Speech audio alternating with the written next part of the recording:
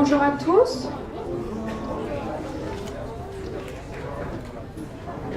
Donc tout d'abord, je voulais souhaiter la bienvenue à l'ensemble des élèves, des collègues qui ont eu la gentillesse de venir aujourd'hui assister donc, à ces rendez-vous philosophiques d'Orléans. Donc on accueille les élèves du lycée Voltaire, du lycée François Villon et puis les élèves de Saint-Paul ainsi que les collègues. Donc je vous souhaite la bienvenue pour cette troisième saison qui questionne le thème de l'étranger à partir de différentes approches philosophiques, sociologiques, psychiatriques, littéraires. Tout d'abord, je souhaiterais remercier le Conseil régional du Centre Val-de-Loire qui soutient l'événement dans le cadre du dispositif Apprentis lycéens citoyens, l'inspection pédagogique régionale de philosophie, ainsi que la mairie d'Orléans qui met à notre disposition donc 3 soirs l'auditorium de la médiathèque. La dernière soirée se déroulera demain soir à 18h sur le thème du djihadisme et vous êtes tous cordialement conviés bien sûr, donc vous pouvez également en parler à vos parents. Je remercie particulièrement également la direction du lycée Saint-Paul ainsi que mes collègues de philosophie qui sont des lycées partenaires de l'événement, qui ont eu la gentillesse d'accepter et de proposer la participation de notre lycée à ces rendez-vous philosophiques pour cette première année. Cette collaboration philosophique me devenait nécessaire puisque je suis seule à enseigner cette discipline à Saint-Paul. Et l'expérience commune de l'organisation d'un tel événement implique une ouverture à l'autre, justement, et bien que ces autres soient des enseignants de philosophie, ils n'en conservent pas moins leur mystère, celui de leur altérité, qui les constitue et qui sont toujours d'ailleurs le renvoi en miroir de notre propre singularité. Autrui me limite, mais me constitue à la fois, c'est ce que nous avons pu voir, justement, entendre depuis la conférence de Serge Pogam jeudi dernier. La figure de l'étranger nous renvoie à nous-mêmes, elle me questionne sur moi-même, que cette figure de l'étranger prenne la figure du barbare dans l'Antiquité, qui permettait à l'identité grecque de se construire, que cette figure de l'étranger prenne la figure du cannibale, qui a fait horreur aux Européens du XVIe siècle, à nous aussi d'ailleurs, découvrant le Nouveau Monde, et que Montaigne prend comme instrument pour mesurer les vices européens de son époque, comme celui de la torture systématique des opposants religieux. Chacun appelle barbarie ce qui n'est pas de son usage. Que cette figure de l'étranger prenne la figure de l'ennemi, dont l'identification permet de constituer ses propres limites. Savoir qui ils sont et comment nous les traitons renvoie à notre dignité. Que cette figure de l'étranger prenne la figure d'un terrorisme qui a perdu de vue son ennemi réel et ne sait même plus à qui s'en prendre et qui n'a d'autre solution que le nihilisme, de faire exploser l'image de l'humanité plutôt que de comprendre et questionner les enjeux réels. La violence faite à autrui réifie celui qui subit la violence tout autant que celui qui commet cette violence, car la violence détruit l'humanité de celui qui l'exerce. Que penser d'un État, de notre État, qui pénalise la solidarité à l'égard des réfugiés? Ne plus isoler, ne plus neutraliser, ne plus stigmatiser, mais aujourd'hui faire l'expérience involontaire du mystère, de l'énigme ou de la pudeur même, comme dit Lévinas, face à l'altérité de l'étranger. Lévinas nous le décrit dans Le Temps et l'autre. Si on pouvait posséder, saisir et connaître l'autre, il ne serait pas l'autre. Ne plus s'isoler, trouver l'altérité comme une occasion, justement, accepter peut-être une citoyenneté mondiale effective en ce début du XXIe siècle, qui ne serait plus seulement une représentation de moi-même au sein d'un monde, mais une construction d'une autre modalité de la citoyenneté, créer un espace politique au sein duquel mon appartenance à la citoyenneté mondiale peut s'exercer, en prenant acte également et en représentant la pluralité des États. J'ai ainsi le plaisir et l'honneur aujourd'hui d'accueillir Jean Nestor, qui est ancien haut fonctionnaire et docteur en philosophie, afin de questionner le cosmopolitisme ou l'étrange droit d'être étranger. On va pouvoir se poser cette question: qui a le droit d'être étranger et pourquoi faire? Et Laurence Lacroix, excuse-moi, qui est professeure de philosophie au lycée Voltaire et qui questionnera l'étrange étrangeté de l'étranger dans la philosophie d'Emmanuel Lévinas. Deux petits points avant de donner la parole à nos conférenciers. Donc, contrairement à ce qui est indiqué sur le programme, les conférences ont lieu donc, de 9h30 à 12h30. Après chaque conférence, je passerai parmi vous avec le micro si vous avez des questions à poser à nos conférenciers. On les attend, elles sont les bienvenues. N'hésitez pas. Et puis on fera une petite pause de 10 minutes entre les deux conférences. Voilà, et normalement on a fini à 12h30. Voilà, merci beaucoup.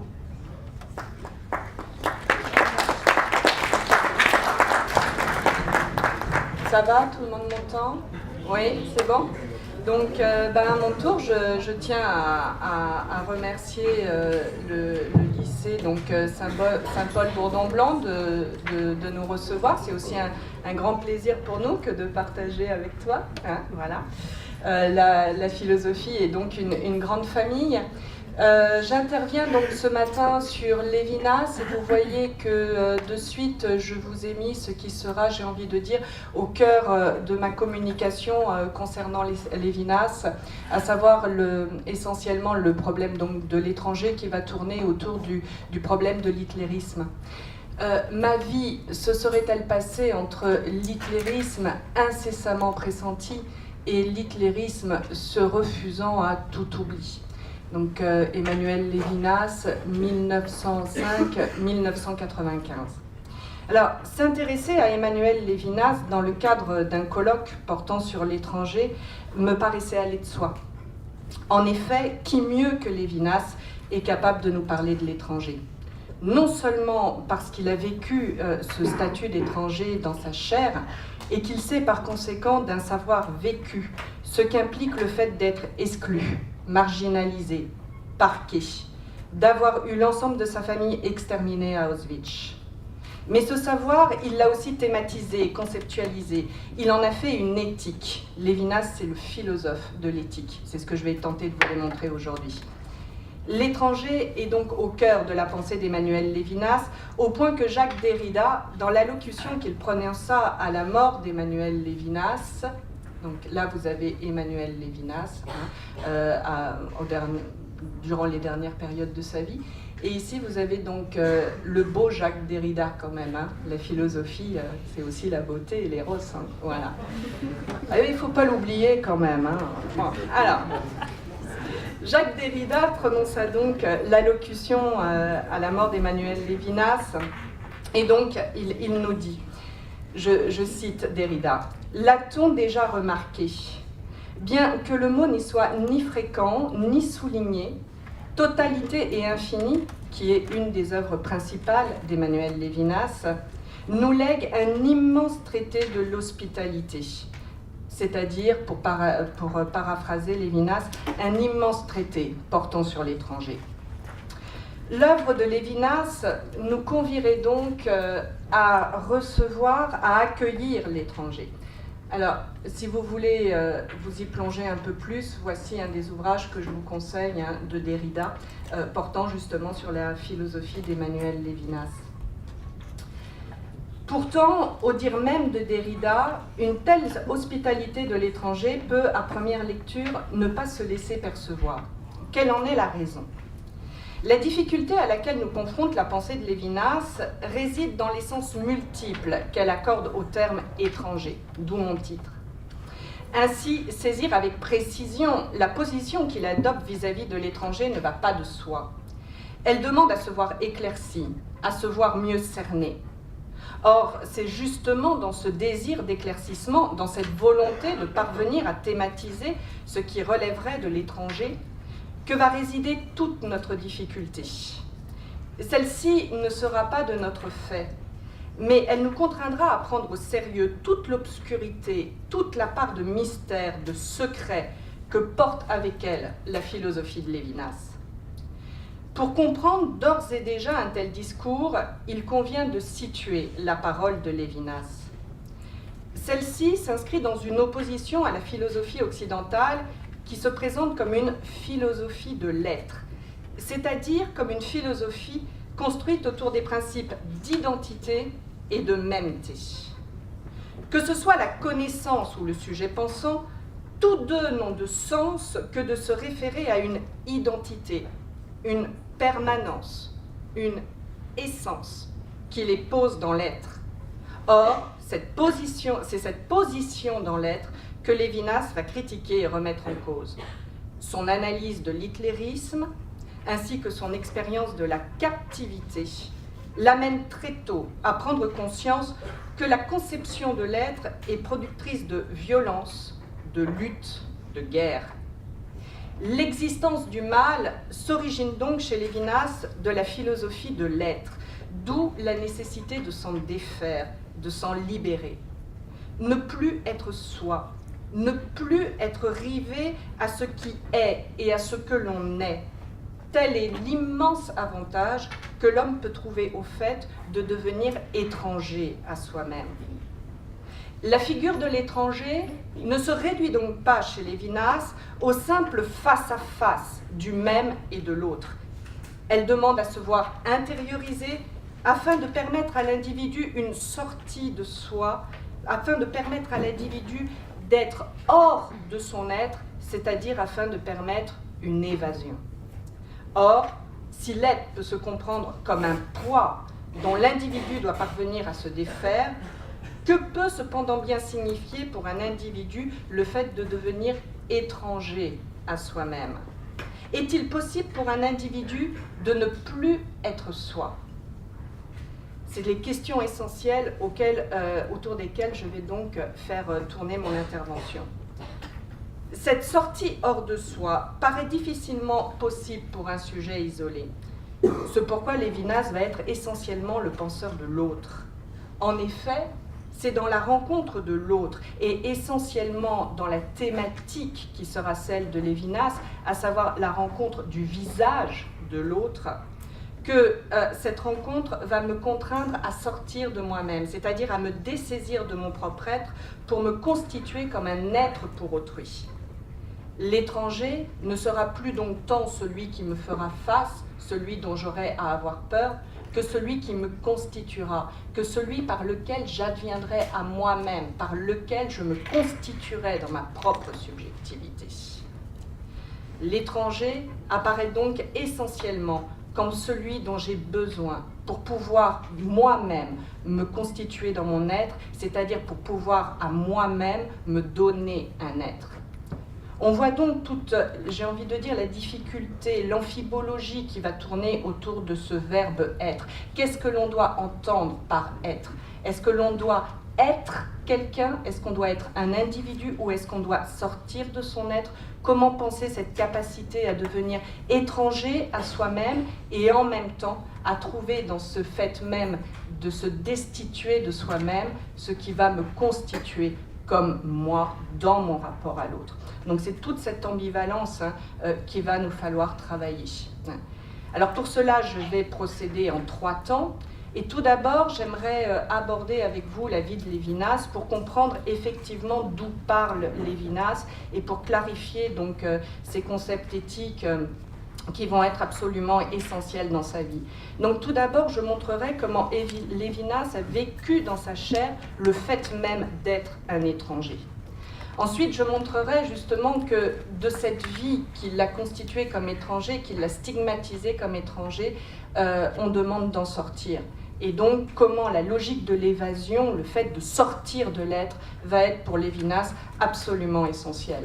Seulement sortir de l'être, ça peut nous désarrimer de l'être, ça peut nous perdre nous-mêmes. C'est-à-dire, comment ne pas se perdre dans l'évasion? Il faut donc se réarrimer à un être, et cet être, ce n'est pas moi, cet être, ça va être l'autre. C'est donc, dans ma troisième partie, ce que je vais tenter de vous démontrer, c'est donc ce fait même de se mettre à la place de l'autre, d'avoir la responsabilité de l'autre qui me permettra justement d'être moi-même. Et dans cette troisième partie, on verra chez Lévinas l'importance de sa culture juive, l'importance de son étude des textes sacrés, hein, et comment, de sa lecture des textes sacrés, il en fait une philosophie. Voilà. Alors, Emmanuel Lévinas, c'est un juif qui est né le 30 décembre 1905 à Kovno, en Lituanie, qui était alors un territoire russe. Hein. La Lituanie n'était pas encore indépendante. Donc je vous ai mis deux photos, celle de Kovno donc, à l'époque, en 1905, et celle de Kovno aujourd'hui. Donc vous pouvez voir la différence.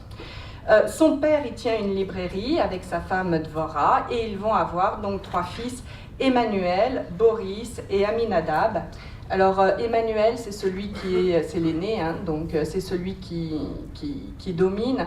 Alors pourquoi je vous ai mis cette photo? Parce que je vous rappelle que toute la famille de Lévinas va être exterminée en 1940, donc il va perdre son père, sa mère et ses deux frères dans les camps d'extermination. Alors, son origine familiale juive lui fait vivre d'emblée le statut d'exclu et de déclassé qui est celui attaché à l'étranger, à celui qui est considéré comme autre, et qui est simplement toléré sur un territoire et dans un pays qu'il ne peut pas concevoir comme étant le sien. Cela le voue à un ostracisme latent, parfois vindicatif, de la part des calvinistes lituaniens, des catholiques polonais, mais aussi des chrétiens orthodoxes russes. Il faut savoir qu'à cette époque, les Juifs sont considérés comme des citoyens de seconde zone. Si le règne libéral d'Alexandre II abolit le servage et permit à la communauté juive d'accéder aux droits civiques et à une relative aisance, son assassinat en 1881 rappela les Juifs à leurs conditions. Les Juifs, en effet, vont être exclus de Moscou, de Saint-Pétersbourg. Ils vont être interdits dans des professions portant sur l'agriculture ou sur tous les postes administratifs. Et surtout, ils ne peuvent pas s'établir, ils ne peuvent pas habiter où ils veulent dans l'Empire. Pour compléter ces mesures discriminatoires, il faut savoir qu'à l'époque, un numerus clausus était fixé et que les lycées de l'Empire n'acceptaient que 10% d'élèves juifs dans les provinces et seulement 3% d'élèves juifs donc, dans les capitales. De même, il faut savoir donc qu'en 1905, donc c'est-à-dire au moment de la naissance de Lévinas, est publié donc les protocoles des sages de Sion, donc qui est véritablement un texte faux, comme on dit, et qui donne cette fameuse idée du complot juif mondial, qui est vraiment un des ferments de l'antisémitisme.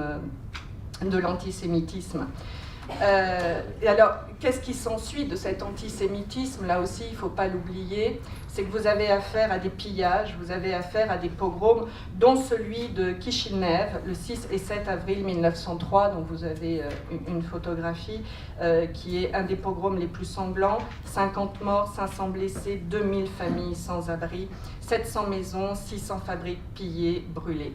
Mais il n'y a pas que Kishinev, vous allez avoir Rostov, Kiev, Odessa, où les pogroms et les exactions vont devenir véritablement terribles. De la même manière, on peut dire que Lévinas a vécu un statut de réfugié. En effet, le 7 août 1915, les Allemands prennent Kovno, c'est la Première Guerre mondiale, et les Lévinas, comme beaucoup d'autres, vont connaître dès lors l'exil. Ils prennent le chemin vers l'Ukraine, et notamment vers la ville de Kharkov, qui leur était permise. Donc voilà aujourd'hui Kharkov. Et en 1916, Emmanuel Lévinas va réussir à rentrer donc au lycée. Il va donc surmonter la barrière du numerus clausus. Donc, les Lévinas vont rester 5 ans en Ukraine. Cependant, vous voyez la date, 1915, la révolution bolchevique a lieu donc en Russie. Et en Ukraine, du coup, les Lévinas vont commencer à vivre une autre forme, j'ai envie de dire, d'ostracisme, à savoir celui qui est lié aux bourgeois. Hein. On l'a vu avec Marx, hein, le problème du bourgeois est extrêmement important. Il faut donc se défaire du bourgeois. Or, le père de Lévinas tient une petite entreprise. Donc là aussi, les Lévinas vont avoir peur pour leur vie. Et du coup, ils vont revenir en Lituanie, qui, entre-temps, a eu son indépendance. Ils reviennent donc à Kovnov le 16 février 1919. Et c'est là-bas donc que Emmanuel Lévinas terminera ses études au lycée et notamment étudiera la Bible et le Talmud. Alors, Lévinas rencontrera la philosophie en quittant la Lituanie, en quittant Kovnov, et donc la famille, Emmanuel, puisque son père, sa mère et ses frères restent là-bas, Emmanuel décide de venir à Strasbourg. Il vient donc en France pour y poursuivre ses études et rentre à l'université donc de philosophie. Alors pourquoi Strasbourg, pourquoi la France? Alors c'est intéressant, hein, le regard de l'étranger sur la France. Ben, il faut savoir que pour les émigrants juifs, la France représente un modèle d'émancipation et un idéal d'intégration. Donc, en effet, la France, c'est le pays qui, grâce à l'abbé Grégoire, dont vous avez une représentation, c'est un pays qui donc a accordé l'égalité des droits à son peuple, quelle que soit donc la religion du citoyen. Et de la même manière, pour un juif, la France, c'est aussi le pays qui a su faire de l'injustice faite à un juif une affaire nationale. C'est la fameuse affaire Dreyfus avec le J'accuse de Zola. Donc, en 1923, Emmanuel Lévinas intègre l'université de Strasbourg. Il a 18 ans, c'est un jeune homme de petite taille avec une abondante chevelure noire ondulée. Et son séjour à Strasbourg sera l'occasion de rencontres importantes, notamment celle avec Maurice Blanchot. Donc vous pouvez voir Lévinas sur le capot de la voiture, et à côté, le jeune homme blond, c'est Maurice Blanchot, qui deviendra vraiment l'ami de toujours. Mais Lévinas, c'est aussi la rencontre de professeurs, Maurice Pradine, Charles Blondel, Maurice Holbach, mais surtout encore Henri Carteron, à qui Lévinas dédiera son premier livre sur Husserl. En effet, c'est à Strasbourg que Lévinas va donc faire la rencontre de cette nouvelle forme de pensée qu'est la phénoménologie, et notamment de la phénoménologie de Edmond Husserl. Voilà. Alors c'est important, pourquoi? Parce que du coup il va avoir une bourse pour partir en 1928 et 1929 suivre l'enseignement de Husserl en Allemagne, à Fribourg-en-Brisgau.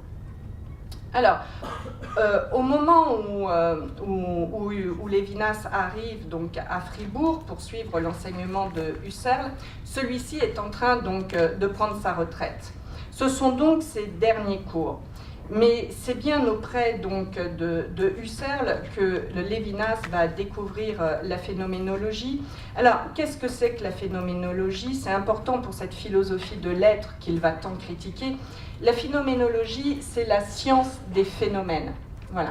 Et la science des phénomènes, ça veut dire quoi? Ça veut dire la science de tout ce qui apparaît à la conscience, c'est-à-dire de tout ce qui est, j'insiste sur le est, de tout ce qui est donné à la conscience.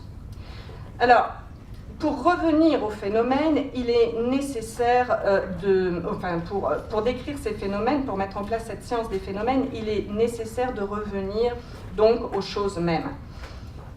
Cette philosophie va véritablement, j'ai envie de dire, donner le ton pour la philosophie future de Lévinas, mais surtout elle va lui permettre de rédiger une thèse qui sera publiée et qui s'appelle la théorie de l'intuition dans la phénoménologie de Husserl, et qui a cette importance capitale, non seulement parce qu'elle va permettre à Lévinas de devenir un auteur connu sur la scène française, mais aussi et surtout parce que c'est par Lévinas que la phénoménologie va pouvoir donc rentrer en France et devenir véritablement en France une école de pensée extrêmement importante. Mais comme le disait très justement Lévinas, je cite Lévinas, je suis venu à Fribourg en Brisgau pour voir Husserl et j'ai vu Heidegger. La véritable rencontre de Lévinas, le véritable choc pour Lévinas, ça sera donc sa rencontre avec Heidegger.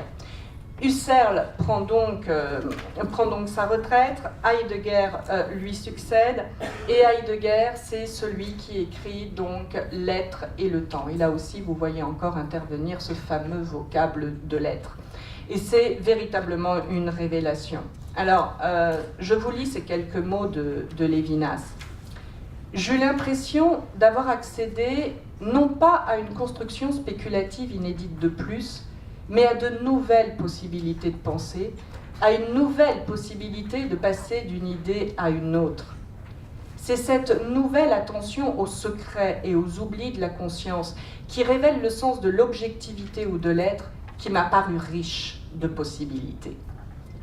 Lévinas ne reniera jamais ce qu'il reconnaît comme génie à la pensée de Heidegger, alors même qu'il découvrira donc son engagement nazi, et alors même qu'un tel engagement restera aux yeux de Lévinas absolument inacceptable. Lévinas parle de être étant, il parle très peu des autres écrits de Heidegger. Alors, qu'est-ce qui fascine autant Lévinas dans la pensée de Heidegger ?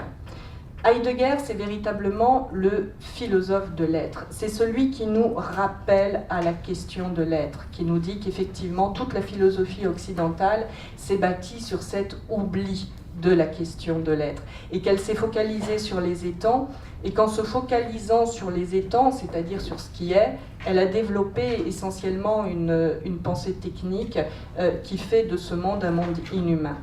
Alors c'est là où se situe toute l'ambiguïté, l'ambivalence de Heidegger, c'est qu'en voulant nous rappeler à l'être, c'est-à-dire en voulant nous faire sortir de cette logique destructrice de la technique, Lévinas va y trouver une des possibilités pour lesquelles Heidegger a pu justement être aspiré dans cette logique nazie, ce que je vais développer dans mon second temps notamment.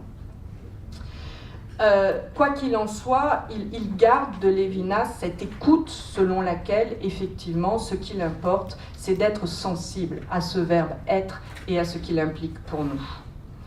Mais 1930, c'est pas simplement, j'ai envie de dire, cette grande découverte de la phénoménologie par Lévinas, c'est aussi et surtout le fait que Lévinas est naturalisé français.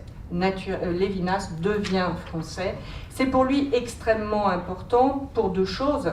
D'abord parce que voilà, il a un être français, et ensuite il s'inscrit dans une langue, il passe un pacte avec la langue française, langue à ce point importante, d'abord qu'il en fera quelque chose d'absolument magnifique, et que c'est la langue de Descartes et Pascal, qui est donc une langue tout autant philosophique, voire même plus, enfin voilà, que la langue allemande qu'il parle. Alors, Lévinas revient en France, les années passent, l'Europe s'endort sur le traité de Versailles, alors que s'affirme la montée des périls. Munich, à sa façon, consacre Hitler, et la folie abyssale qui va suivre dès la déclaration de guerre en 1939. Emmanuel Lévinas, sous-officier de réserve, fut mobilisé et parti au front comme tout le monde avec la ferme intention de faire son devoir.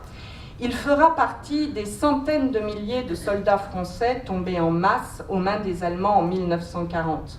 Il demeurera de longs mois dans un Frontstalag à Rennes, puis il sera transporté en Allemagne, voilà, au Stalag 11B de Fallingbostel, dont il reste toujours quelque chose, donc en Allemagne, et il y restera 4 ans. Alors il est vrai que Lévinas ne va pas connaître l'extermination. Pourquoi ? Parce qu'il a l'uniforme français, et qu'en ayant l'uniforme français, il est protégé par la Convention de Genève. Les prisonniers de guerre juifs n'allaient pas connaître donc le sort des civils. Dans l'ensemble, leur qualité de soldats fut respectée, même si cela n'alla pas sans certaines discriminations. Lévinas travailla ainsi dans des commandos spéciaux. Lui, il travailla essentiellement dans les forêts, dans un commando de forestiers, donc avec des conditions de vie extrêmement difficiles. Et Lévinas a pu aussi, du coup, durant cette période, écrire en captivité. Et dans ses écrits, j'aimerais vous citer ce qu'il va nommer la reconquête de la spiritualité juive, qui est d'abord une assignation au fait d'être juif. En effet, que nous dit Lévinas? Il nous dit « Parqué dans des baraques ou dans des commandos spéciaux, le prisonnier israélite retrouva brusquement son identité d'israélite. Cette chose qui, avant-guerre, n'existait dans aucun registre officiel français, la remplit brusquement jusqu'au bord.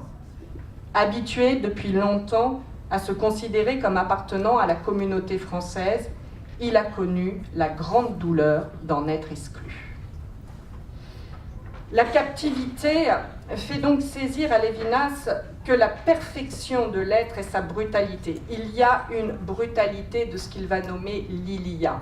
Et c'est ce qui me permet maintenant de passer au second moment donc, de ma conférence, à savoir justement cette nécessité de sortir de son être, c'est-à-dire cette nécessité de devenir étranger à soi-même. Alors, Lévinas remarque d'abord que le verbe « être » s'impose comme une tautologie. Ce qui est, est. Voilà. Et c'est ça qu'il faut savoir entendre. Ce qui est, est. Ça veut dire quoi? Ça veut dire que l'être s'affirme ou se pose. Or, dans ce fait même de s'affirmer ou de se poser, donc je vous demanderai juste un exercice de pensée. Imaginez-vous en captivité. Imaginez-vous enfermé dans des baraques, et je vais même vous demander, imaginez-vous la nuit, seul, enfermé dans un baraquement. Et vous allez sentir, je pense, vous allez saisir même par imagination ce poids de l'être qui tout d'un coup s'impose à vous, le fait même d'être. Voilà ce que c'est que ce que Lévinas va nommer le fait d'être rivé, c'est une de ses expressions. Être rivé, ça veut dire on ne peut pas s'en défaire. Et être rivé, c'est ce que Lévinas va fondamentalement décrire sous un vocable que Sartre lui reprendra, à savoir le fameux vocable de la nausée. Être soi jusqu'à la lie, c'est en avoir donc cette nausée. Et Lévinas le décrit magnifiquement dans un autre de ses ouvrages. Donc vous avez l'Évasion, où il détermine véritablement ce vocable de l'être rivé. Et puis vous avez de l'existence à l'existant, où il va vous décrire cette expérience de la nuit, cette expérience du surgissement et cette expérience du fameux « il y a ». Seulement, cette il y a, cette expérience de l'être, Lévinas ne le voit pas simplement sur un mode existentiel. Il voit toute l'importance que cette analyse peut avoir sur le mode politique, et notamment dans l'analyse de l'hitlérisme. Un texte très important de 1934, donc c'est là où c'est très intéressant, c'est au moment où Hitler est élu et où Lévinas analyse ce qu'est l'hitlérisme, qu'il voit déjà dans cette notion même d'être. Il a suivi déjà les cours de Husserl et Heidegger, il voit vraiment dans cette notion d'être la dérive de l'Occident. Et il la voit où? Il la voit essentiellement dans le rapport que la philosophie de l'hitlérisme met en place avec le corps. Et c'est toute cette analyse du corps que je vais mener maintenant. Le corps, en effet, nous dit Lévinas, je le cite, je lui laisse la parole, le corps ne nous est pas seulement plus proche que le reste du monde et plus familier. Il ne commande pas seulement notre vie psychologique, notre humeur et notre activité. Au-delà de ces constatations banales, il y a le sentiment d'identité. Ne nous affirmons-nous pas dans cette chaleur unique de notre corps bien avant l'épanouissement du moi qui prétendra s'en distinguer? Ne résiste-t-il pas à toute épreuve ces liens que, bien avant l'éclosion de l'intelligence, le sang établit? Dans une dangereuse entreprise sportive, dans un exercice risqué où les gestes atteignent une perfection presque abstraite, sous le souffle de la mort, tout dualisme entre le moi et le corps doit disparaître. Et dans l'impasse de la douleur physique, le malade n'éprouve-t-il pas la simplicité indivisible de son être quand il se retourne dans son lit de souffrance pour trouver la position de paix? Le corps chez Lévinas, dans cette analyse, n'apparaît donc pas, comme on a pu le voir dans la philosophie de Descartes, comme ce qui serait distinct du moi. Le corps n'est pas ce qui est à distance de moi. Le corps est au contraire ce qui adhère à moi. Cette logique de l'adhérence est très importante chez Lévinas. Or, c'est à partir de cette reconnaissance d'un tragique du corps que l'hitlérisme va mettre en place une nouvelle conception de l'homme selon Lévinas. Alors, en effet, quel est ce rapport avec le biologique que met en place l'hitlérisme? Je cite encore Lévinas.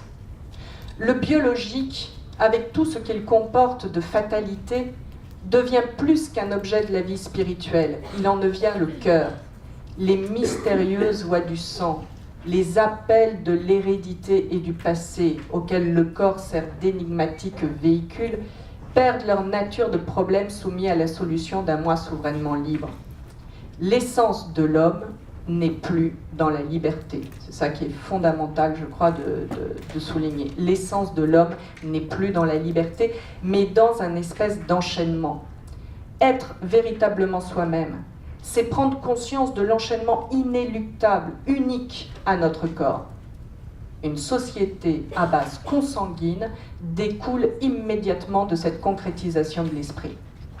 Et alors, poursuit Lévinas de façon très ironique, si la race n'existe pas, il faut l'inventer. Donc on voit bien comment cette adhérence au corps fait que tout d'un coup, c'est par le biologique que va se définir une identité. Je suis ce qu'est mon corps, je suis ce que me définit être mon corps. Et par conséquent, la race définit une appartenance à un certain corps conçu sur un mode biologique. Alors, du coup, ce que Lévinas met en place, c'est que cette idée même d'un rapport à soi pensé par le corps va définir la logique même par laquelle le politique va se comporter. En effet, si ce que je suis se définit par le corps, on rentre dans des logiques, j'ai envie de dire, de sciences physiques, dans des logiques mécaniques. Et donc, comment étendre cette identité qu'en même temps on veut être l'identité du groupe, donc une identité qu'on veut universaliser? Lévinas dit, à partir de ce moment-là, vous n'avez pas 36 000 solutions. La seule façon par laquelle vous pouvez étendre cette identité, c'est par la force, c'est-à-dire par une logique de l'expansion, c'est-à-dire la force militaire. Et c'est là où Lévinas voit toute la différence entre une identité qui passe par une reconnaissance conceptuelle et une identité qui passe par le corps. Une identité qui passe par le corps, qui passe par le sang, par ces fameux liens du sang, nécessite le passage par la force brute. Une identité qui passe par le concept, par l'idée, va, elle, au contraire, se propager et unifier. Donc l'une va s'imposer par la force et dominer, l'autre va créer, au contraire, une communauté d'égaux. Donc l'hitlérisme apporte sa forme propre d'universalisation, à savoir la guerre et la conquête, mais on pourrait aller aussi plus loin et voir que l'analyse de Lévinas se justifie totalement du programme nazi lui-même et notamment de son fameux paragraphe 4. Je vous rappelle ce paragraphe 4 du parti nazi. « Celui seul qui est de sang allemand peut être compatriote. Un juif ne peut pas être compatriote. » Donc on voit déjà que dans l'analyse de Lévinas, on peut même se justifier donc cette purification que fut l'extermination et notamment l'extermination juive, mais pas que, hein, mais l'extermination juive. Pourquoi? Parce qu'à partir du moment où vous définissez, où vous identifiez quelqu'un par l'intermédiaire du corps, si vous voulez effectivement l'éradiquer, il faut éradiquer le corps. Hein, d'où la logique des camps d'extermination. Alors, on comprend du coup pourquoi Lévinas peut conclure son livre donc, sur ces quelques réflexions sur la philosophie de l'hitlérisme en disant ce qu'attaque l'hitlérisme, c'est pas simplement un dogme, c'est pas simplement même une conception du parlementarisme, c'est l'humanité même de l'homme. D'où le fait, du coup, de cette fameuse nausée dont on a déjà parlé. Hein. Comment se sortir de ça? Comment se sortir de cette... j'ai envie de dire... de cet attachement à l'être qui véritablement est un attachement à la guerre, à la lutte et à l'extermination. La logique, ça va être justement de sortir de l'être. Et celui qui va travailler d'abord cette question de la sortie de l'être, donc je pense que vous l'avez travaillé, c'est Sartre, voilà. Et donc en 1946, Sartre sort un ouvrage qui s'intitule « Réflexion sur la question juive ». Donc vous avez ici Sartre avec Lévinas, voilà, donc Sartre sur ma droite, donc voilà, Lévinas à gauche. Et ensuite, voici l'ouvrage de Sartre, Réflexion sur la question juive. Et Lévinas va entretenir un dialogue serré avec Sartre. Alors, quelles sont les idées de Sartre? Une phrase de Sartre. L'antisémitisme, en un mot, c'est la peur devant la condition humaine. C'est-à-dire que Sartre fonde l'antisémitisme déjà dans l'effroi que suscite en l'homme sa propre condition.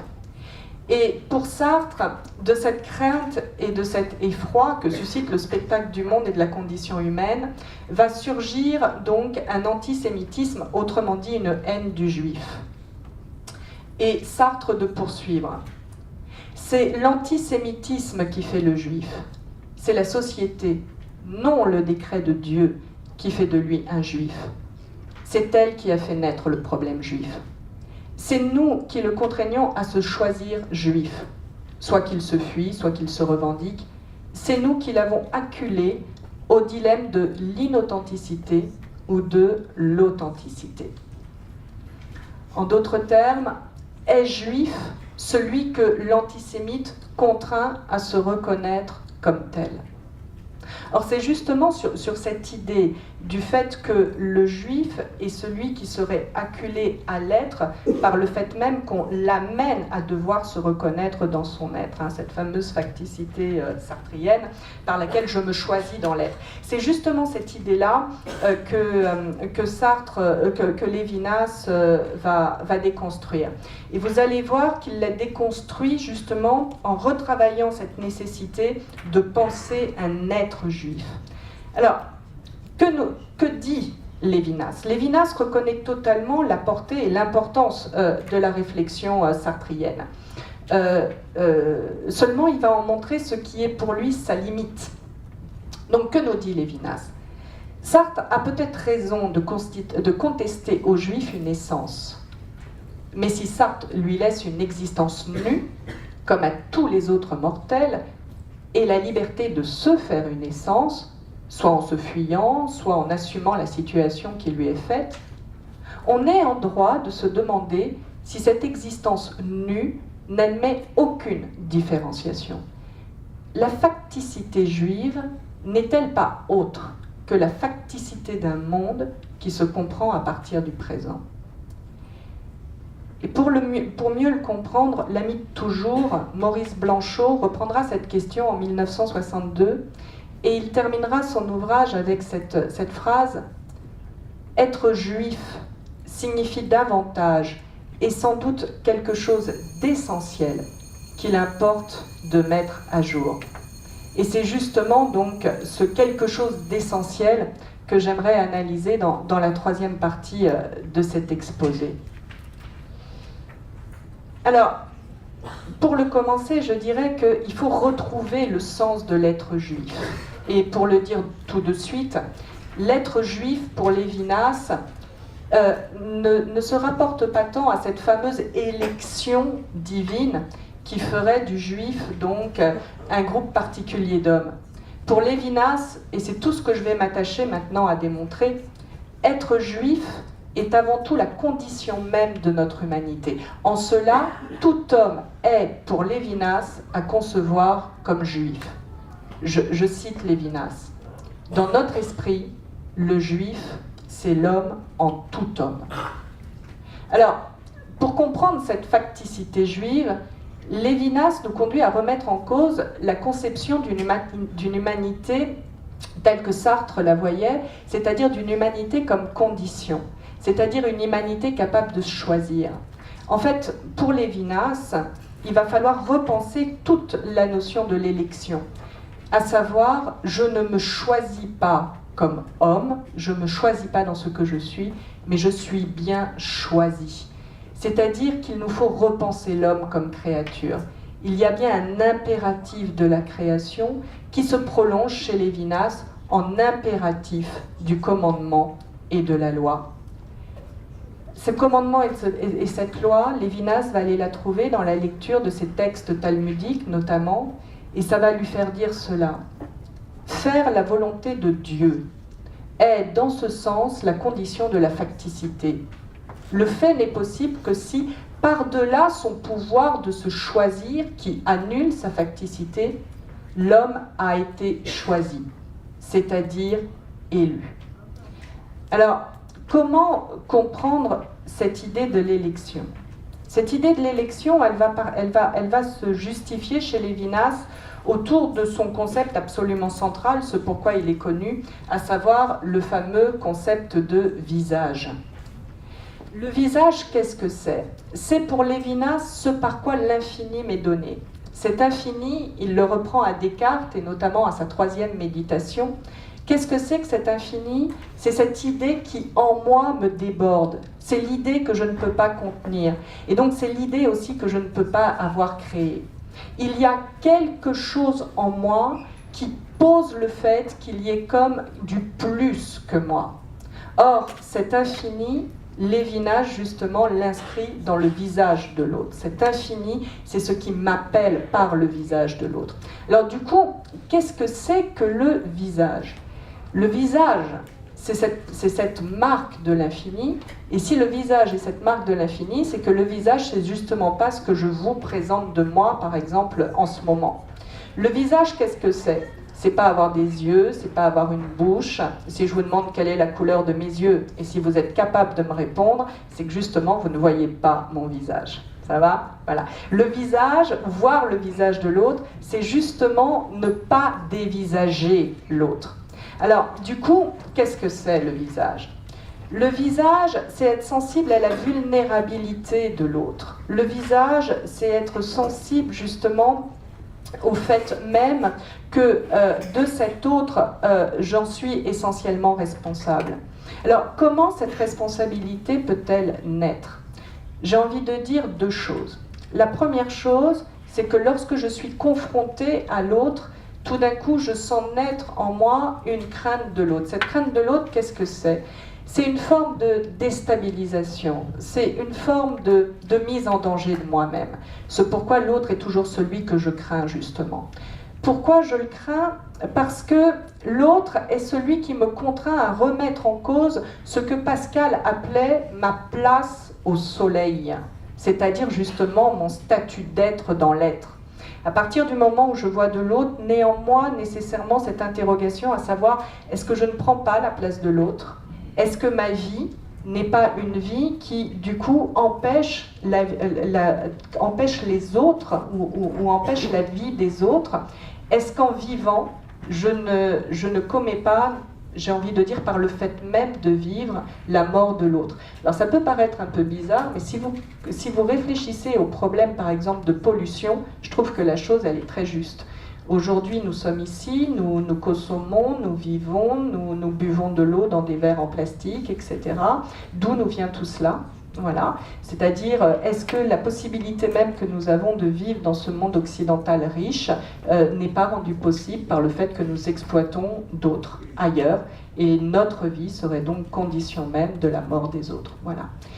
Et cette prise de conscience que ma place au soleil donc est remise en cause par le rapport à l'autre, ce que me dévoile le visage de l'autre, le fait de tout d'un coup de prendre conscience que l'autre est autre, m'amène aussi et en même temps à avoir peur pour l'autre. Cette peur pour l'autre, c'est ce que vous pouvez ressentir, je pense, pour vos proches, à savoir c'est la peur de la mort de l'autre. C'est-à-dire lorsque je suis confrontée à l'autre, sa vulnérabilité me révèle sa mortalité.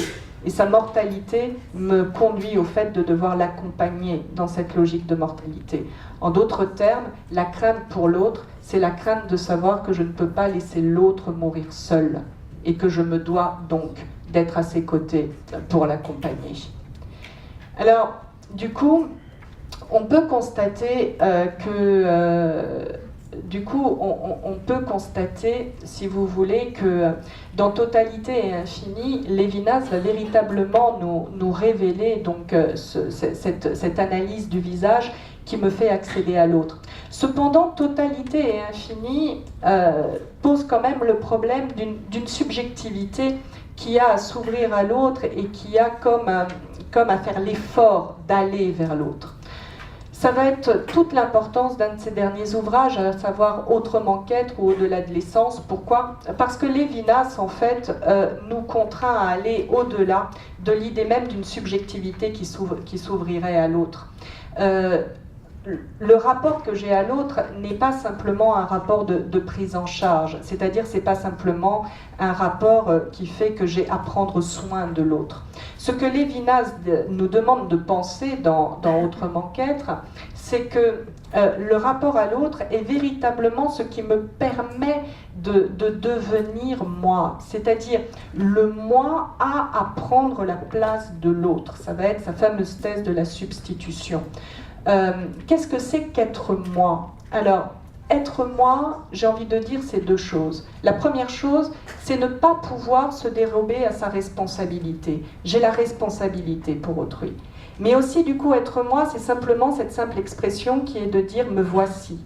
C'est-à-dire, c'est cette disponibilité qui me donne à l'autre. Et dans le fait même de se donner, on retrouve cette logique de l'évasion, de se défaire de soi. Je me défais de moi-même pour me donner à l'autre. Mais c'est bien parce que je me donne à l'autre que je deviens responsable de l'autre. Ce qui veut dire que cette donation est justement ce qui m'amène à devoir à faire de l'autre celui qui est plus fondamental que moi-même. Et c'est cette cette responsabilité de l'autre qui m'amène à me définir du coup dans ma propre subjectivité.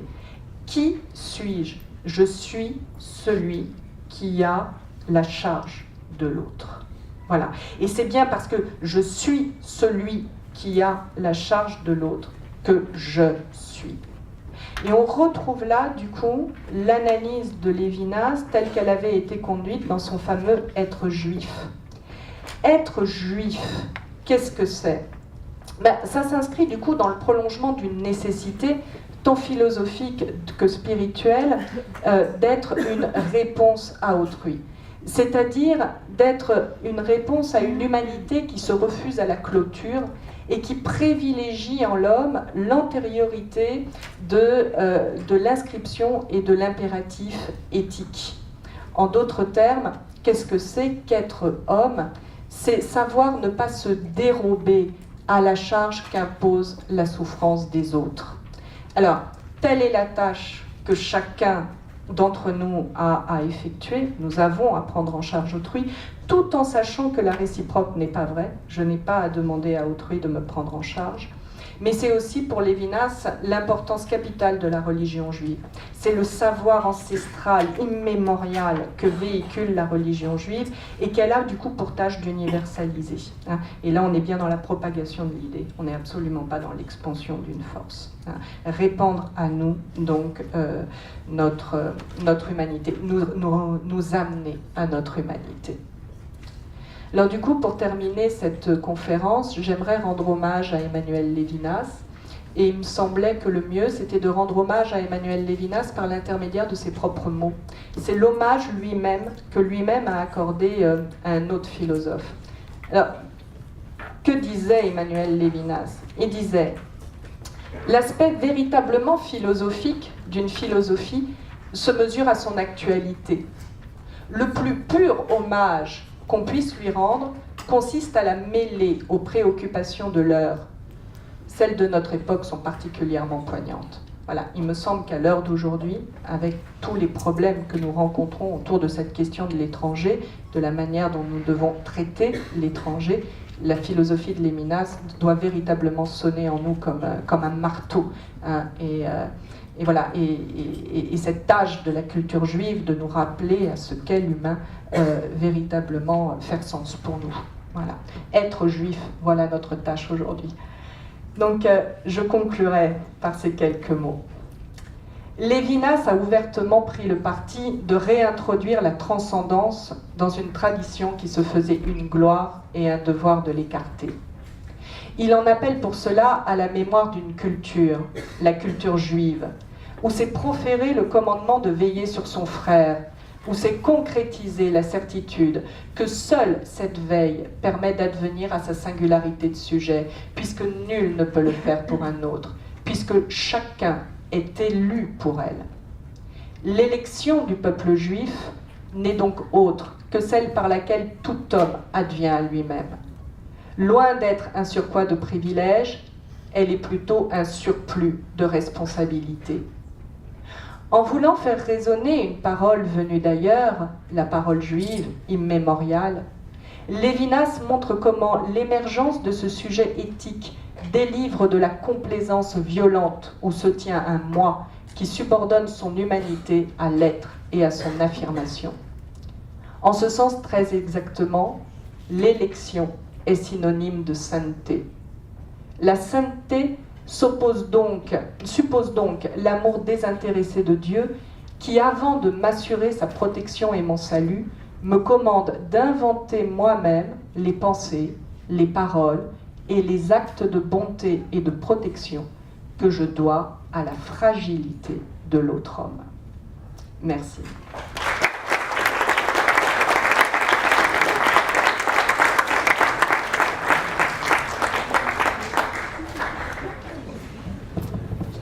Merci Laurence.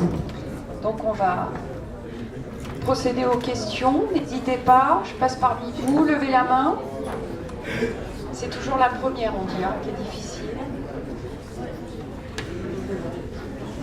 Donc on passe à la seconde question.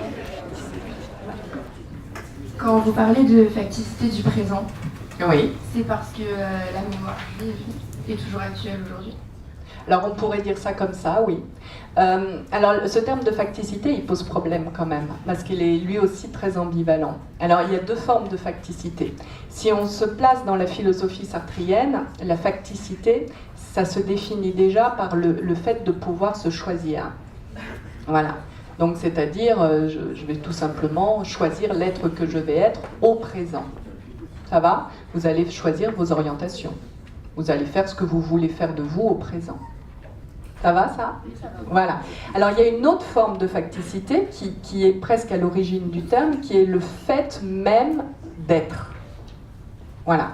Et donc, chez Sartre, cette facticité, si tu veux, elle bouge. C'est-à-dire ce fait même d'être, mais pas donné, j'ai justement à le choisir. C'est ça la fameuse liberté sartrienne.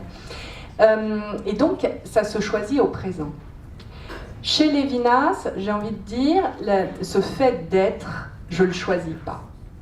Voilà, ce fait d'être, il m'est donné. C'est ma condition. C'est ce que Lévinas n'a pas arrêté de marteler avec le fait d'être juif. Je suis juif. Ça va? Ce qui veut dire que je reçois un commandement de l'autre. Et ce commandement de l'autre, de Dieu, c'est celui justement de m'occuper de mon semblable. Mais du coup, cette facticité, elle s'inscrit bien aussi dans un présent, parce que c'est bien aujourd'hui que j'ai à rendre présente ce commandement immémorial, qui est celui de Dieu. Ça va? Oui, mais les enfants des Juifs, ils n'ont pas choisi de l'être. Oui, et j'ai presque envie de dire, Lévinas dira, personne d'entre nous n'a choisi d'être juif, parce qu'il dit bien qu'être juif, ça doit être la condition de tout homme. C'est-à-dire, on n'a pas choisi de devoir justement prendre en charge l'autre. On n'a pas choisi le fait même qu'on doit s'ouvrir à l'altérité radicale de l'autre.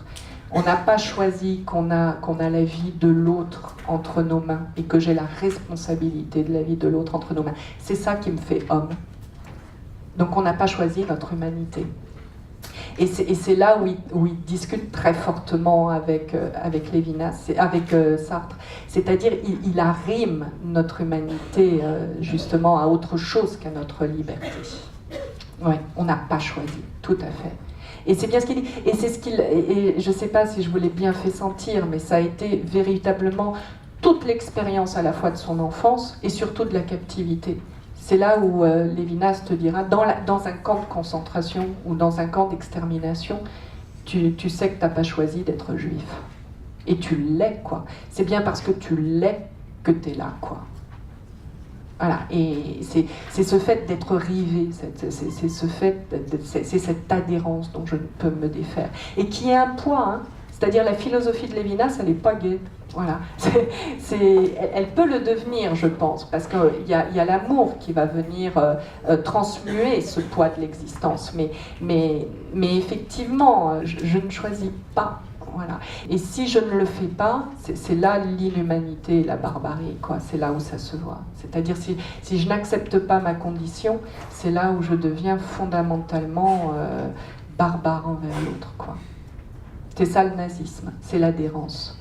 Faut justement accepter de se désadhérer pour accepter d'être arrimé à autre chose. Cette autre chose, c'est la nécessité justement de prendre l'autre en charge. De prendre en charge l'être même de l'autre. Mon être ne vaut que par l'être de l'autre. Et de ça, je n'ai pas le choix. Merci. De rien. Une autre question ? Je voudrais savoir pourquoi il dit qu'on peut accéder à l'autre par le visage. Enfin, ça représente l'intérieur. Pourquoi accéder à l'autre par le visage ? Forcément. Alors, le visage, c'est pas simplement ce qui apparaît, c'est l'ensemble du corps, mais je vais quand même rester sur mon visage. D'accord ? Pourquoi j'accède à l'autre par le visage ? Parce que le visage, Lévinas commence en disant que c'est déjà ce qui est toujours dénudé, même si je tente de le cacher, même si je tente de le maquiller, etc. C'est-à-dire ce à quoi j'ai de suite accès quand j'ai accès à l'autre, c'est à son visage. Alors, il y a le regard, hein, la tradition dit très justement, le regard, ce sont les yeux de l'âme, ce qui veut bien dire, je retrouve ta question, ce rapport à cette intériorité. Voilà. Mais je crois que plus que ça, c'est que le visage fait un trou dans l'être. Alors ça veut dire quoi, un trou dans l'être ?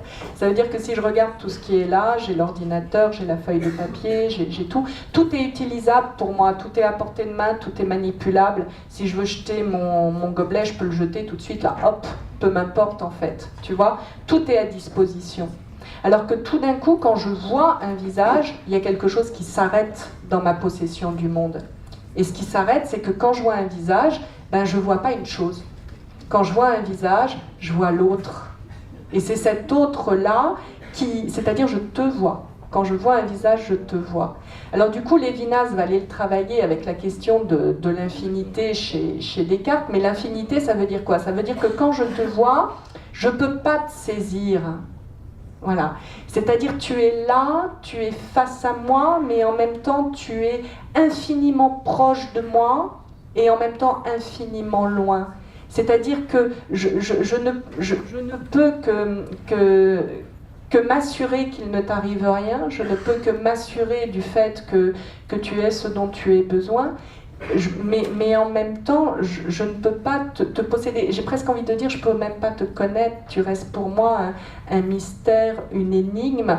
Et c'est justement de ce mystère et cette énigme que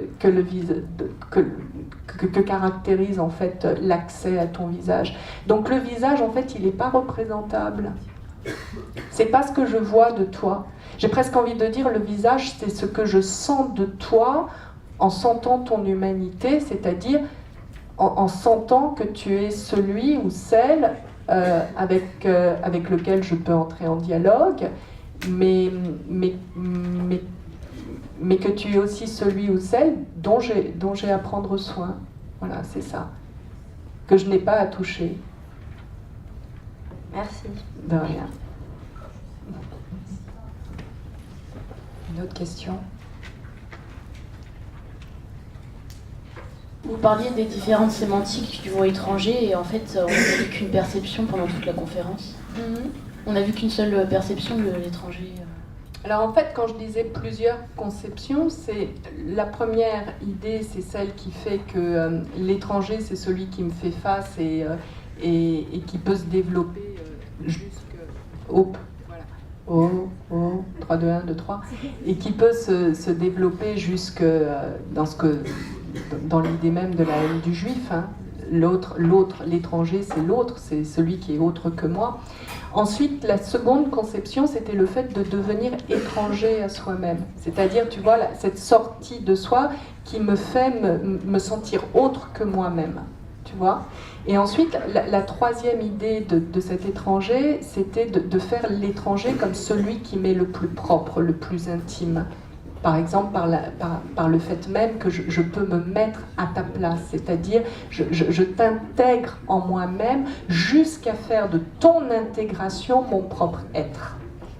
Tu vois ? Donc tu as d'abord un face-à-face, ensuite tu as l'étranger comme l'étrangeté de moi-même, et puis ensuite tu as cet étranger comme ce qui m'est le plus constitutif, c'est-à-dire celui dont je reçois mon ordre. L'ordre qui me commande à être et à agir. Tu vois ? D'où les trois parties, en fait.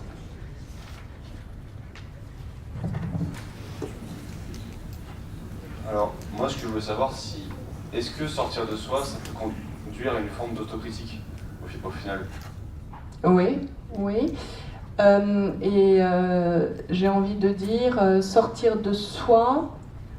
Alors, sortir de soi, chez Lévinas, je crois vraiment qu'au départ, c'est presque physique.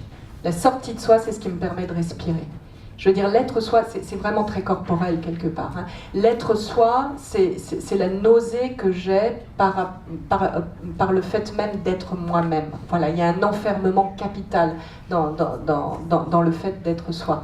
La sortie de soi, c'est d'abord une respiration. Voilà, ne plus être soi, quoi. Voilà. Et donc, dans ce plus être soi, du coup, je pense autrement, je ressens autrement, je vis autrement. Donc, du coup, voilà la critique que tu pourrais trouver, tu vois, de soi-même. Mais il me semble qu'il y a presque un au-delà de la critique, parce que la critique, elle peut encore rester dans mon univers sourd et j'ai envie de dire solitaire, solipsiste, tu vois, où je suis enfermée en moi-même et où les voix de la raison font que je me réponds. La sortie de soi, je crois que c'est un au-delà de la critique c'est un au-delà de la critique de soi, c'est-à-dire je ne suis plus dans ma voix. Mais je passe par la voix de l'autre. Voilà, c'est l'autre qui devient ma voix. Voilà. Donc c'est plus qu'une critique, c'est presque un au-delà du décentrement. Hein, dans le sens où c'est une perte de soi. Et donc du coup, cette perte de soi, elle pourrait être dangereuse si elle n'était pas arrimée à autre chose que soi. Et elle va être arrimée à cet ordre qui est justement le fait d'être responsable pour autrui, c'est-à-dire d'en prendre soin. Voilà. C'est là où je ne me perds pas. Sinon, je pourrais me perdre. Mais voilà, du coup, voilà, c'est pas tant enfin, c'est un au-delà de la critique parce qu'il faut que j'accepte que la loi qui va me commander, je ne me la donne pas. C'est antique-ancien. Hein. On est dans une philosophie du sujet qui extrait le sujet de lui-même. Le commandement vient d'ailleurs. Voilà, il me vient de toi, il me vient de ton visage, et par l'intermédiaire de ton visage, peut-être pour répondre encore davantage, Lévinas voit derrière le visage, qu'est-ce qu'il voit ? Il voit le commandement de Dieu, quoi. C'est Dieu qui m'appelle à être et à me comporter. Hein, cet étranger qui peut être un Dieu. Voilà. Ouais. Voilà. Le Dieu qui me commande. Merci. Sylvia, oui. Du coup, j'ai une question. Quand vous dites que le Dieu qui nous commande, là, est-ce que c'est un Dieu en tant que nature ou un Dieu en tant qu'être transcendant ? C'est un Dieu en tant qu'être transcendant. On est dans une pure transcendance.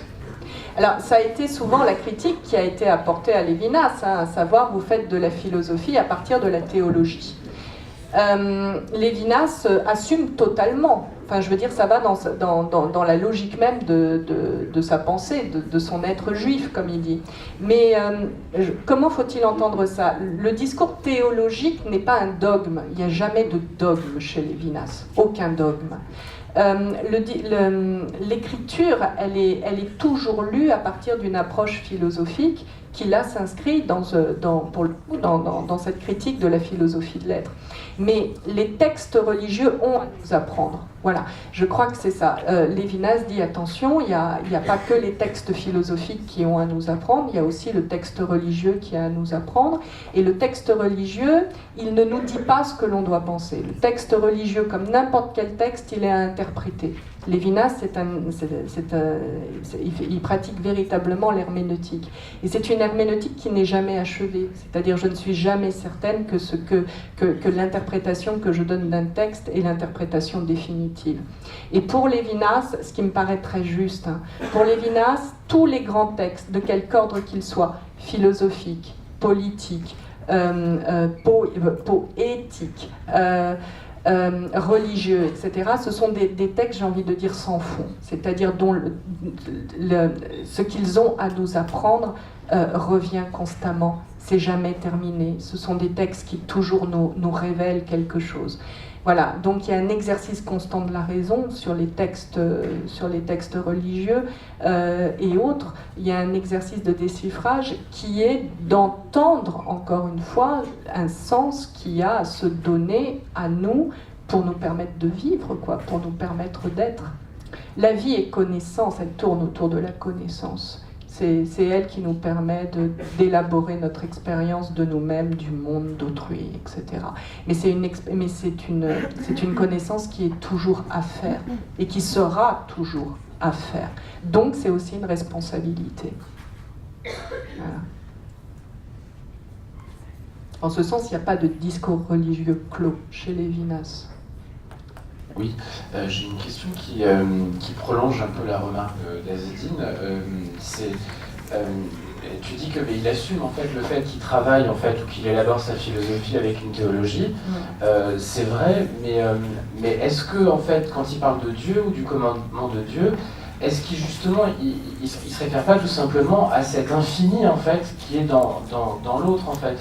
Ce dont tu parlais avec l'expérience du visage, c'est que l'autre, il est infini au sens où il est irréductible à toutes les assignations identitaires, à toutes mes tentatives pour le cerner, pour le réduire à un objet. Qu'est-ce que c'est autrui? C'est ce qui est absolument irréductible à toute manœuvre d'objectivation, qu'elle soit par la pensée, par le geste, etc. Est-ce que Dieu, en fait, c'est pas tout simplement ça, cette idée de l'infini, qui, justement, il y a tu rappelais ce dialogue avec Descartes. Est-ce que ce serait pas un peu trop le tirer du côté de la théologie de dire qu'il assume que c'est Dieu et est-ce que c'est pas une forme justement très philosophique et avec une démarcation peut-être quand même assez forte avec la théologie? C'est une première question que j'aurais. Oui, alors je répondrais, c'est vrai que je ne peux pas assigner l'autre à son être, mais il ne faut pas oublier l'inverse, c'est-à-dire c'est l'autre qui m'assigne à mon être.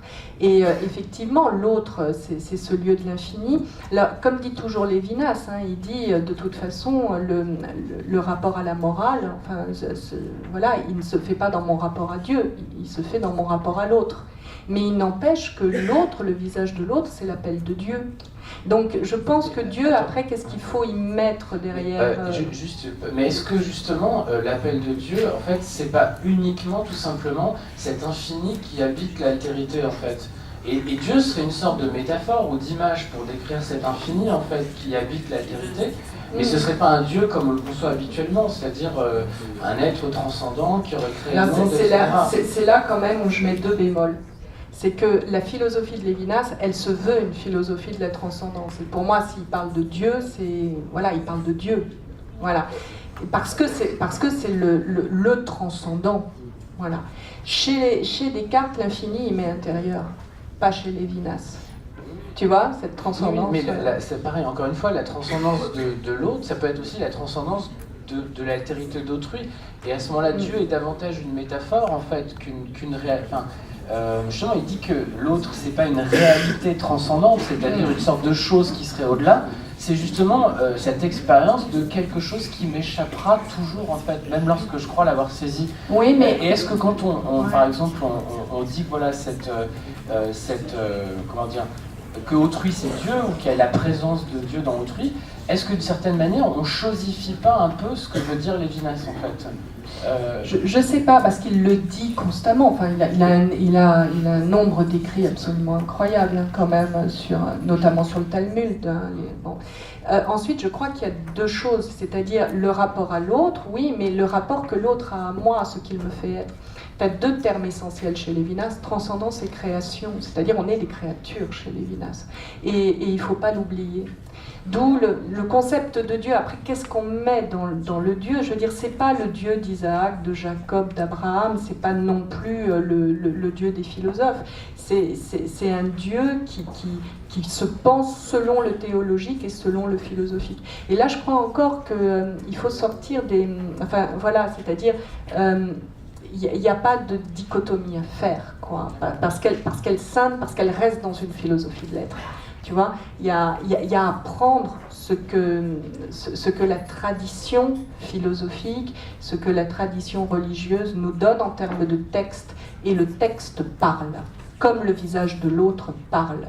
Et notre être, c'est être un être d'écoute à cette parole qui vient d'ailleurs, qui vient d'un ailleurs dans l'espace, mais surtout qui vient d'un ailleurs dans le temps. Il y a un immémorial, enfin tu vois, il y a un immémorial chez Lévinas, et je pense que c'est ça le transcendant. Mais on sait que par exemple sur le rapport au religieux, il va souvent opposer le sacré en fait à la sainteté.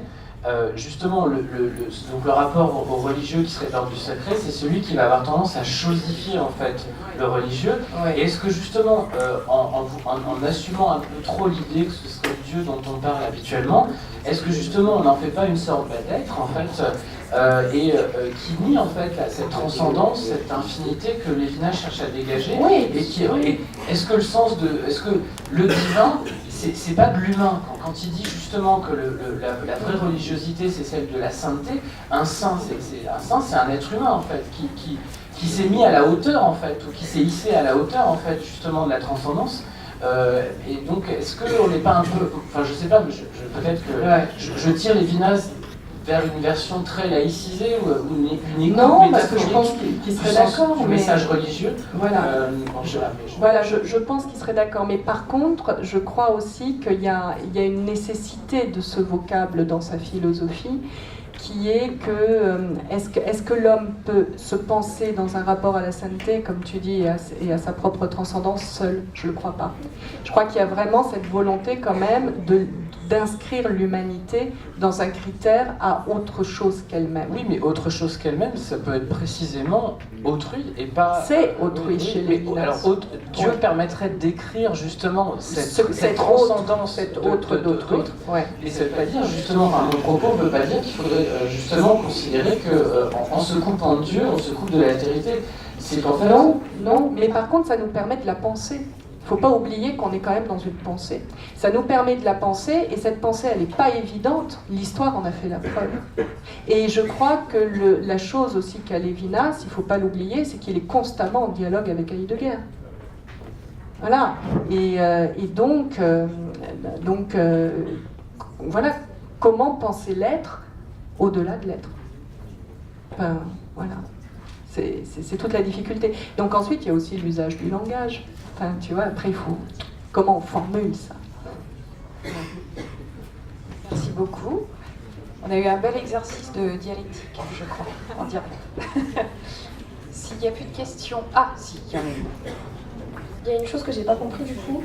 Si vous dites que le Dieu dont parle Lévinas, dont vous parlez aussi dans cet exposé, est le Dieu qui se pense dans le théologique, pourquoi est-ce qu'à un moment dans l'exposé, pour définir l'homme, on parle de créature du coup? Parce que Dieu est créateur. Même le Dieu, selon le théologique, selon le philosophe? Alors, le théologique ou le philosophe, c'est un peu distinct. Le Dieu, selon le philosophe, oui, la tradition, une certaine forme de tradition l'a pensé comme créateur. Mais c'est toujours pareil. De quoi on parle quand on parle de Dieu? Voilà. Le Dieu de Lévinas, c'est un Dieu de la création. C'est-à-dire, on est bien créature de Dieu, au sens où, encore une fois, j'en reçois mon commandement. Voilà, je ne me bâtis pas seul, je ne me fais pas seul. Mais là aussi, je pense qu'il faut savoir à qui répond Lévinas. Et je pense que là, on est quand même dans une réponse à Sartre. Voilà, c'est-à-dire je ne suis pas dans une liberté sans fond. Je suis arrimée à un autre, et cet autre, il faut que je le conçoive bien comme ayant fait. Ouais. Et du coup, quelle va être la plus grande différence qu'on peut avoir, qu'est-ce qui va différencier le Dieu, comme vous dites, d'Isaac, et le Dieu théologique, le Dieu du philosophe, de la philosophie? Chez Lévinas, justement, cette distinction qui était très traditionnelle, Lévinas dit les deux demandent à être pensés. Donc il n'y a pas tant de différence que ça. Par exemple, l'idée d'infini qui reprend à Descartes, Descartes va le penser comme la présence de Dieu en l'homme. Donc voilà, c'est encore une fois, on ne reçoit pas les choses comme telles. Toutes les choses demandent à être passées par le crible de l'interprétation chez Lévinas, c'est-à-dire par la réappropriation de la pensée par ma propre pensée, qui demande elle-même à être reçue par d'autres et pensée par d'autres, donc évoluer, etc., etc. On n'est pas dans une logique dogmatique, dans aucun des cas. Pas plus dans un cas du religieux que dans le cas du philosophique. D'accord, merci. De rien. Quand Lévinas il dit que tout le monde doit être juif, c'est pas créer un nouvel étranger qui serait justement celui qui rejette le fait d'être juif et de prendre pour barbare celui qui a juste pas encore compris qu'il est juif?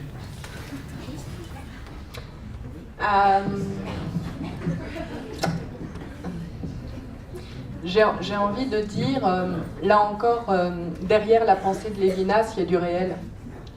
C'est-à-dire, il y a de la barbarie. Voilà, l'extermination, elle a été là, quoi. Elle est toujours là. Les guerres sont là.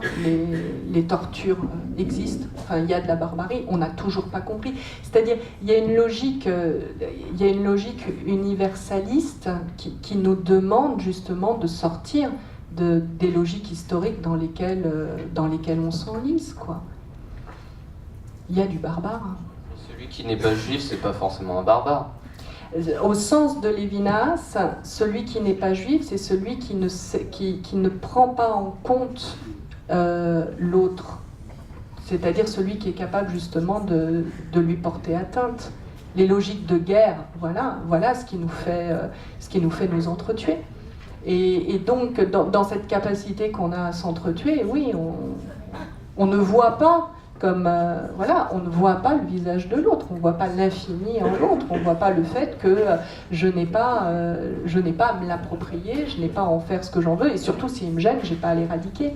Mais en même temps, c'est ambigu, parce que comme dit Lévinas, le visage de l'autre, c'est celui qui me présente cette fameux commandement divin, tu ne tueras point. C'est en ça où il y a encore du divin, parce qu'on les retrouve, le religieux. Mais en même temps, c'est toute interdiction, c'est bien ce qu'elle veut dire. C'est-à-dire, à partir du moment où j'ai une interdiction, c'est que je peux aller contre. Donc, le visage, c'est à la fois ce qui me commande de ne pas toucher, de ne pas porter atteinte à l'autre, et en même temps, c'est ce qui fait que je vais aussi tuer l'autre. Donc voilà, d'où toute la responsabilité aussi qui est la nôtre de nous comporter dans ce rapport à l'autre. Le rapport à l'autre est aussi fondamentalement ambigu.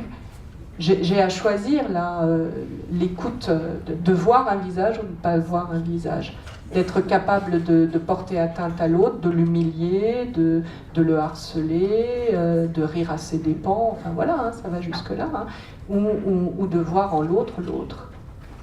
C'est pas facile de voir un visage, c'est pas facile de voir cet infini, c'est pas facile d'entendre le fait que l'autre est un autre, c'est pas facile de voir que tu es autre chose qu'une table.